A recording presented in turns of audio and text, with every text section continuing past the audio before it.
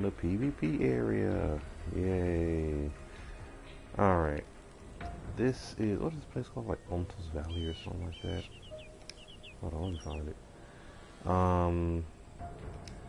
Basically, let's see here. Orthonos Valley or something. That's what the name of it is. It's some weirdness like that. And, here it is. Ontos Valley. There you go. Hostile territory. Alright, so basically the way, this area works is you go in here and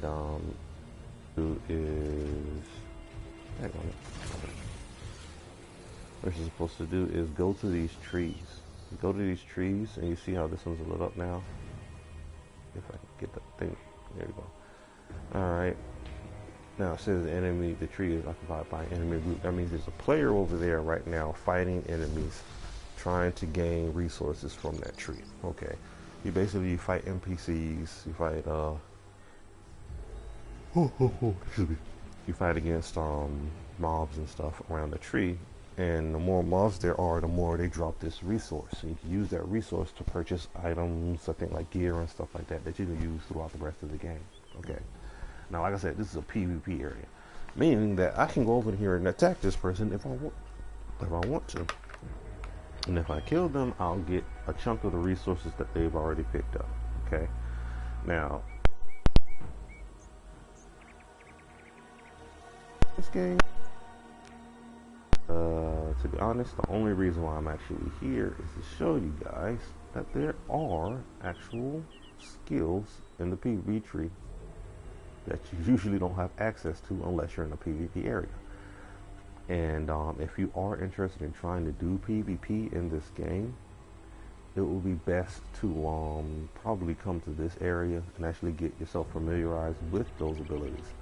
For those of you who don't want to go through all that, that's what this video is for. To give you an idea of what abilities are available to your classes when you're actually doing PvP. Okay? Alright, now I'm gonna go out here, probably get myself killed by this random person jumping around on top of this building, because they look like they're waiting for somebody easy to kill.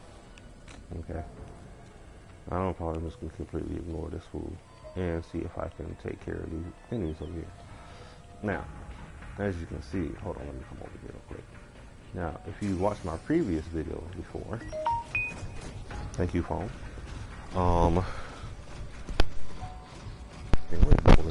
It's in my pocket. Anyway, if you've seen my other videos before, I'm going to set it over here, whatever. I showed you how to play the different abilities and skills that came with playing in player versus environment, or PvE. Okay? And as you can see here, these are all the abilities here. Alright? Now, whenever you switch to the PvP tree, it actually changes some of your abilities. Okay? Now, quick switch going back and forth. Which abilities change? Let's see here. Haha. So triangle changes. This changes over to snowball instead of being cryo beam. Okay. Also, this one changes. Glacial fangs changes over to ice beam. All right. I think there is another one that actually changes too. There it is. So the L2 square changes. It changes to stasis instead of being jagged ice. Alright. So we have three abilities that change. Cryo beam, jagged ice, and glacial fangs all change to snowball. Alright, snowball, stasis, and ice beam. Alright. Now, snowball is great for keeping the enemy away from you.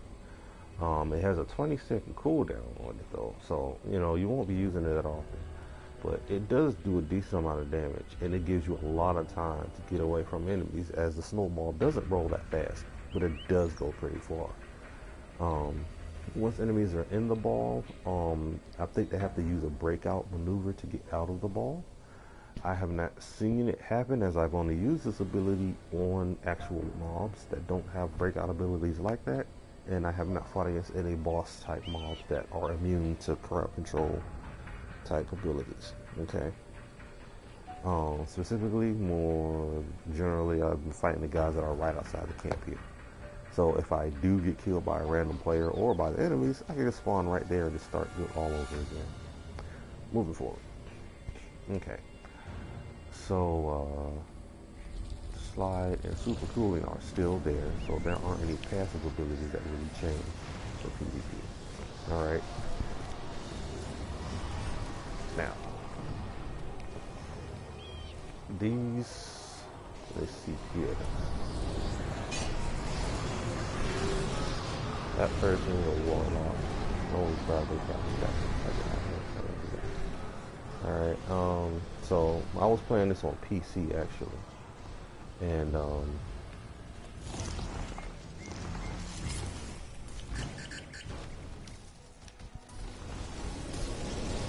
pretty much what you're supposed to do is do as much damage as you can while keeping the enemies away from you. Alright? Now, first off, let's use the snowball, which is triangle. Alright? Now, it rolls them all up in the ball and pushes them way far away from you, allowing you to either continuously slow them down with abilities like that one, or just generally do damage to them from a distance.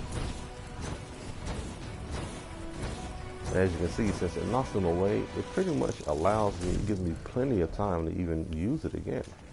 You know, it's a very good ability, very good ability.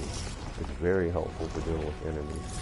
And of course, you still have your slide, which actually slows down enemies who walk over it.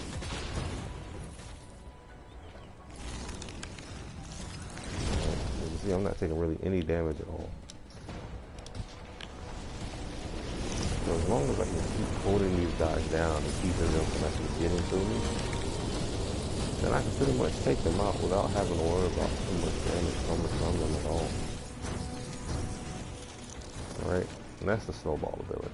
Now it also shuts off if it runs into something, okay? Now since I'm down to one enemy, I can actually show you what the other ones do as well, alright? Now I don't know if this is the one, no. That one just basically like freezes the enemy in place, keeps them from attacking you, gives you a second to attack the freeze. Alright. Other one I think, what is it? Yeah, square. L2 square. Alright. Now this one freezes the enemy in place and you can't do any damage to him at all. Alright. He is completely immune to everything that you do to him. But it stops him for a short amount of time, so you can either get yourself collected, get your shield ready, whatever. You know, it's basically, that one's the one that gives you like a little breather. The other one, on the other hand, I believe, that just freezes them so you can hit them with the high heavy damage. Yeah, and knocks them down. Alright. So the L2 circle is the one that really gives you the ability to, you know, pump out a big chunk of damage to your target. And of course you can use snowball to keep them away from you. But you lose your target while sending a snowball as well. Alright. So those are the abilities that you gain while you're playing in PvP. Okay. Everything else pretty much stays the same. You don't get any passive abilities, you don't gain or lose much of anything else other than those abilities. Alright.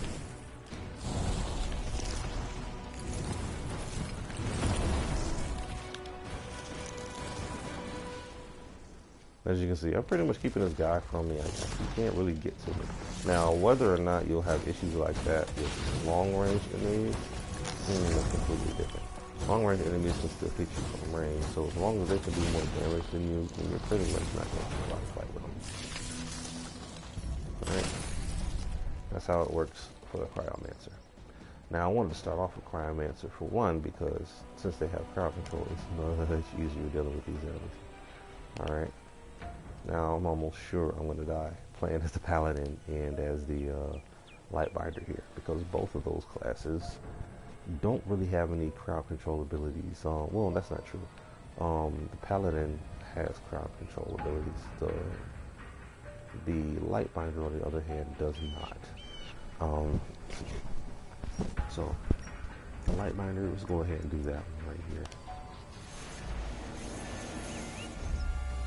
Alright. So now I'm playing as the Lightbinder. And well, before we go out there, of course, we need to check to see which abilities have changed. All right. So in the PvE tree, we have the particle of light or flood of light. We also have the spark of anger. We have blessing of the sun. Rise and shine, which is supposed to be a healing ability, which is interesting that they put it in the PvE tree. But at the same time, it doesn't really matter. I mean, they need to have like 3 trees, one for like single player, multiplayer, and then one for PvP or something like that. You know, I don't know. Anyway, we got sacred barrier. All right, unstable shield. Particle of light course. Pulsating flare, which is a normal attack. Incarnation of light. And of course your merciful blow, which is the one that kills enemies right off the bat. Alright. And for your passive, you have power of light and spirit of light. Okay. Now as you see, L2 circle here is locked. There isn't anything with PvE for L2 circle. Alright. Now let's go to the PvP tree. Okay. Now, still have spark of anger. Blessing of the sun, unstable shield, blessing of tenacity. Oh, is that different? There we go. Blessing of tenacity.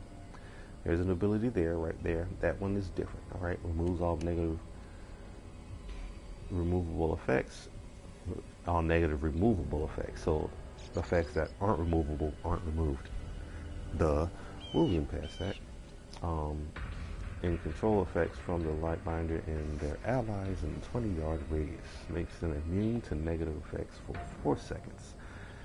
The allies also gain a shield that reduces incoming damage. When activated, the shield absorbs 70% of damage. The efficiency is gradually reduced by 25%.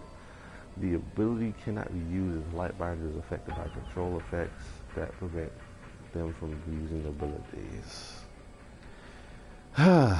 So if you're being CC'd so that you can't use abilities, you won't be able to use abilities. Duh. It's like such super redundant stuff that they say inside these darn things.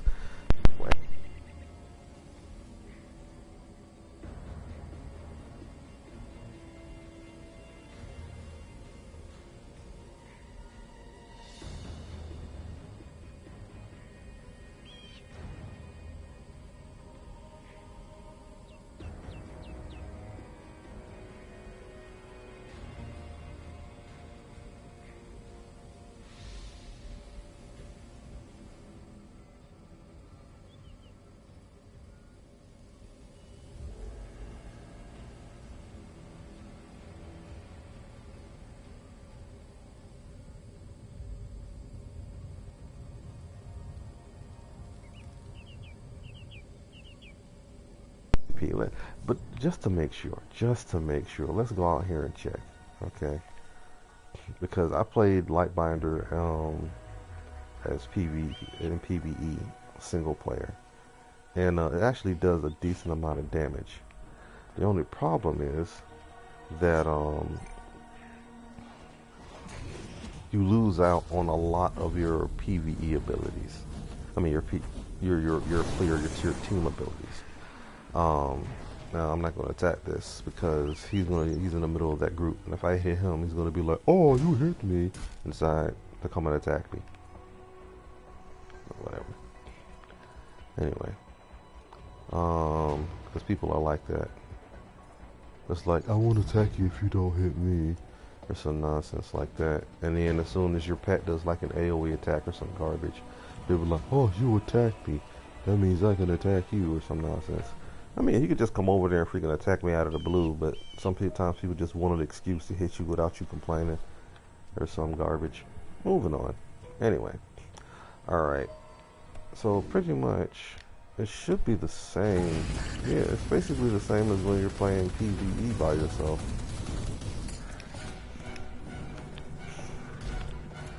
And as you can see, I don't really have any crowd control abilities.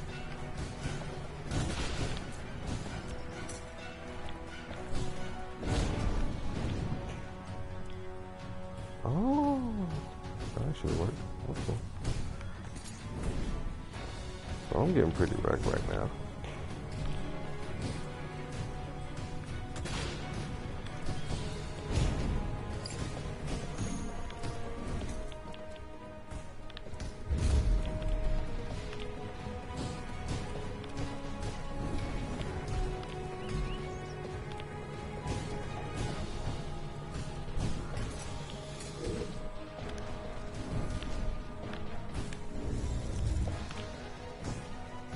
am I able to actually keep these guys off of me with these constant shield trick? Be switching up my shields and stuff. See, that's the problem, man. I can't really do that much damage. Dang.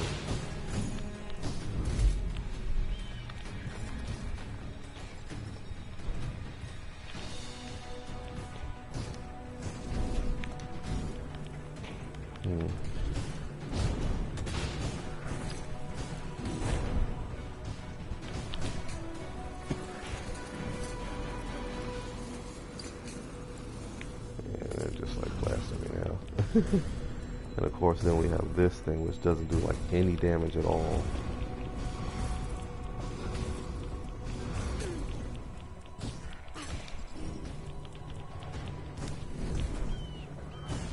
So yeah, I don't have much survivability at all here. Yeah, and they got me.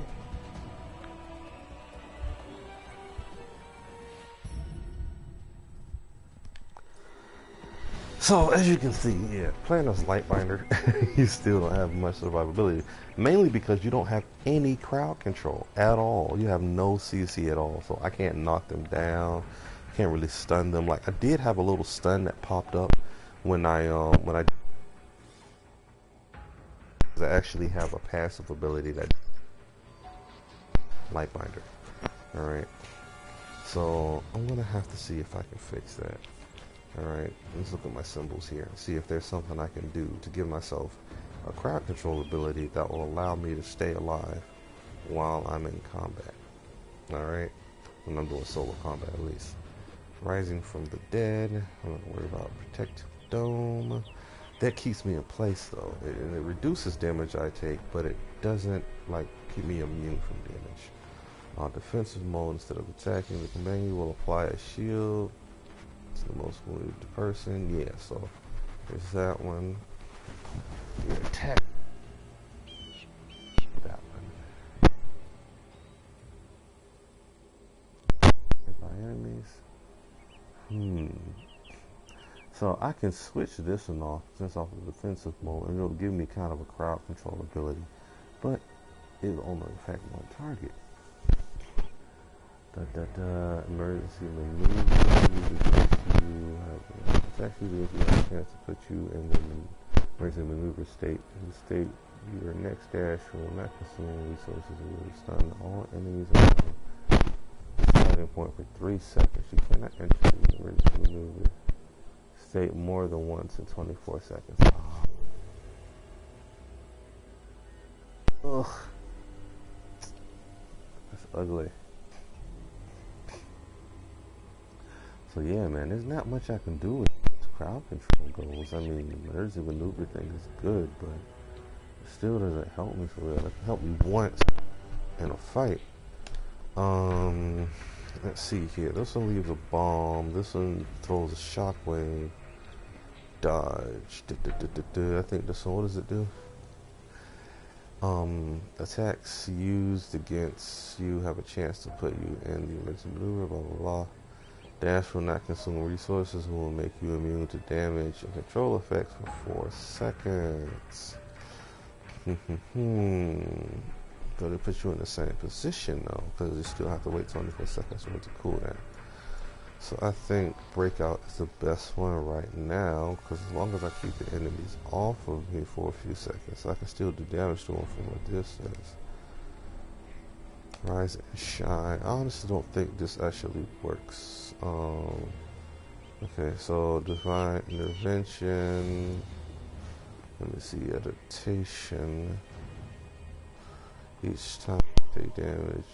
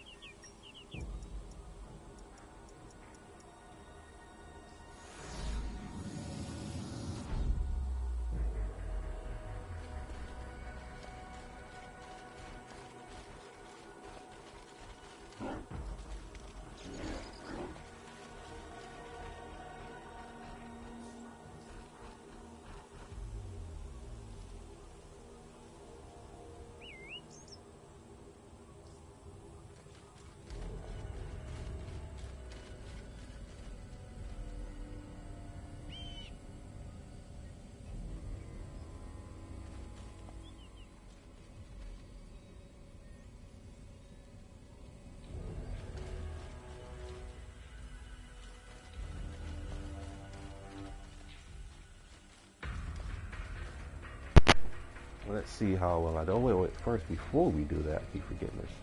All right, we got to check and see what abilities have changed. All right. Now, we have a lot of abilities to go through here. Alright, but we're not going to worry about these, to be honest. These are just your combo abilities. You already pretty much know what these are. These things you use all the time. Okay, so we have Righteous Blow, which is your basic attack ability here. Okay, then you have Triangle, Waves of Wrath, which is your other attack. So basically, this is your weak attack and your strong attack. Wow.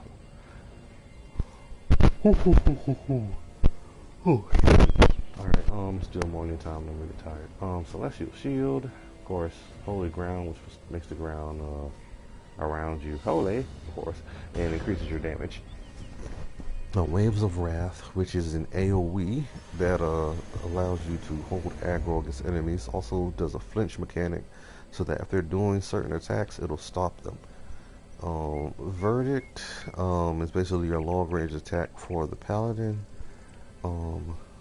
Onslaught 2, which is basically your running attack. You run toward the enemy, you stab them, and then it will pull in other enemies and supposedly make them attack you only for 3 seconds. Supposedly attack ability. Alright. Then we have, what is it? Aegis of Light. 4-second invulnerability. Radiant Aspect, which is your ultimate. And your passes are Celestial Seal, Surge. Alright, restores 40% of the Paladin's health if it drops below 20%. Can only be used once every 3 minutes. Alright, and this is like a PvE only ability, so that one should be going poof once we get to the Pve Tree. And the Prosecutor, all Paladin's attacks generate 400% more threat.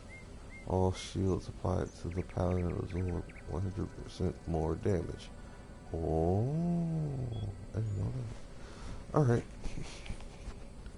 So, let's see here. What changed? We gained a passive, but we lost a passive as well. R2 changed. So did the circle. Okay, hold on. So R2 changed, the circle changed. And that seems to be about it.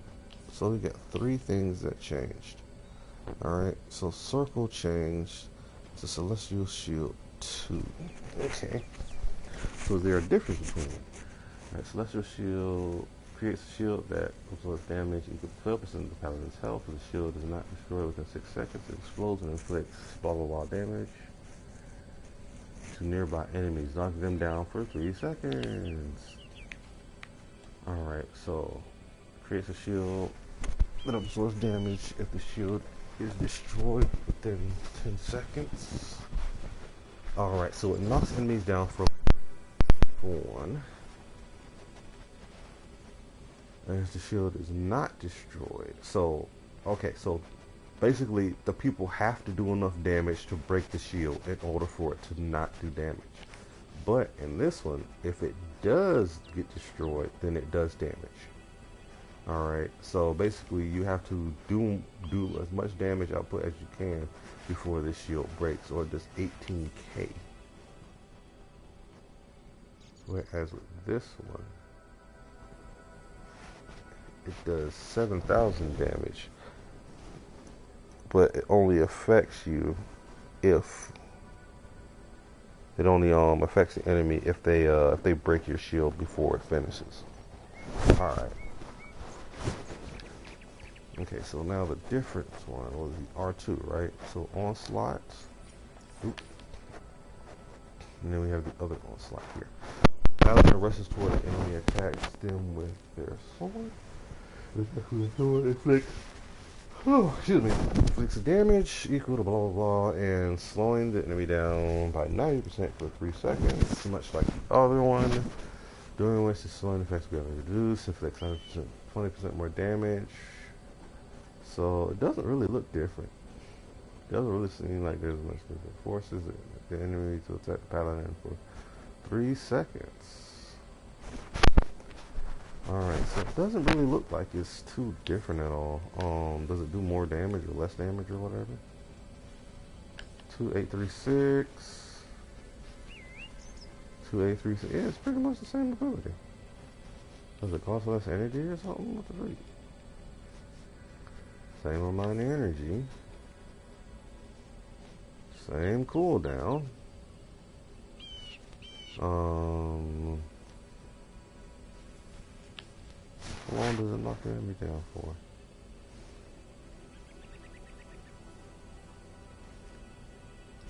It doesn't really seem to be that different. Like at all. Oh, wait a minute. It fixed. Up to 6 to no more than 600% extra damage. Is that different?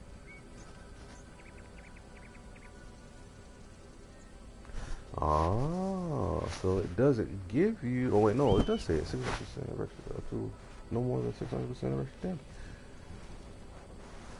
damage. Oh yeah, basically the same.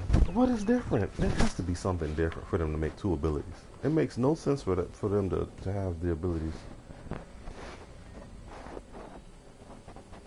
More damage, more target, but no more. It pulls all the. All right, so it doesn't do the pulling thing. Is that it? It just doesn't pull enemies towards you. Yeah, it doesn't pull enemies towards you. That's it. That's the only difference. Oh, I can see how that would be like a help in combat. Somebody about to kill you, rush the enemy teammate, and the enemy gets pulled back.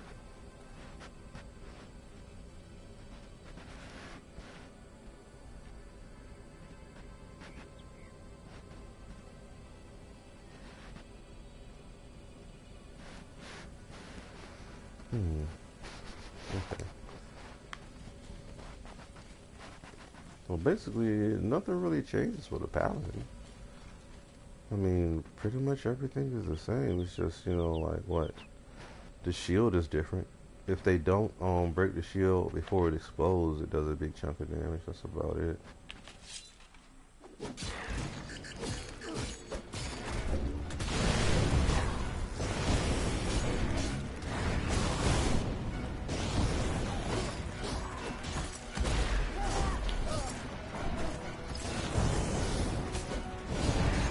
Yeah, everything else seems to be about the same.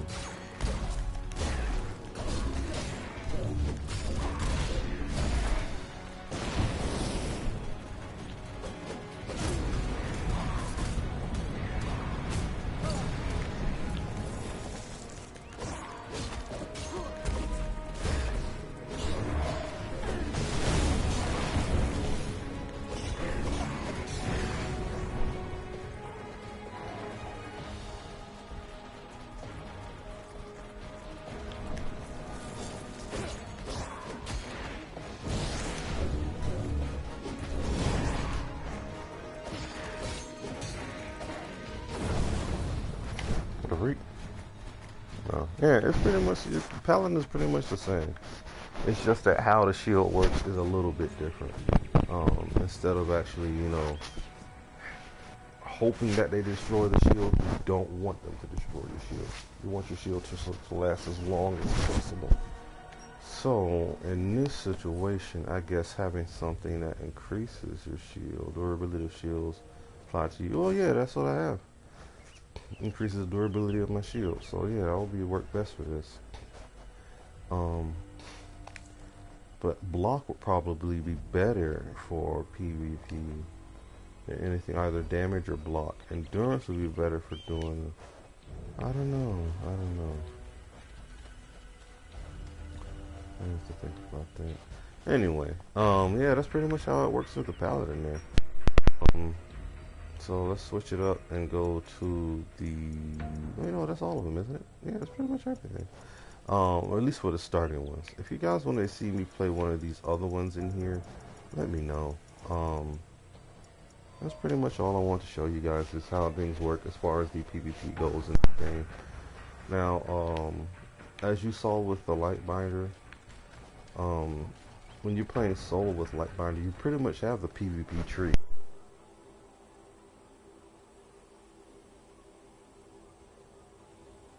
You got more crowd control. Alright, you guys have a good one. Thank you for coming through. And that's basically it for me.